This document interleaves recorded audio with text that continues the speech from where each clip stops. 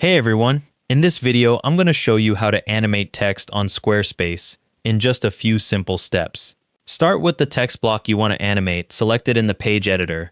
Click the pencil icon above the text block to open the design panel on the right side of your screen. Click the animation tab at the top of the panel to see the available animation options. Click the plus button to open the animation type menu, which shows several preset animation styles. For this example, I'm going to select Jump from the list. Click it 3 times to cycle through and preview how it looks. The animation applies to your text block and you'll see it selected in the editor. To change it, click Look from the same menu and click it twice to preview that style instead. The design panel closes and your text block now has the animation applied. It'll play when visitors scroll to that section.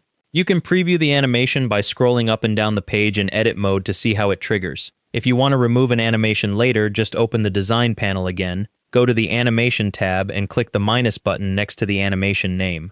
Each text block can only have one animation at a time, so choosing a new style automatically replaces the previous one. Keep in mind that animations trigger based on scroll position, so the effect plays when the text comes into view as someone scrolls down your page. And that's how to animate text on Squarespace. Thanks for watching, hope this helped.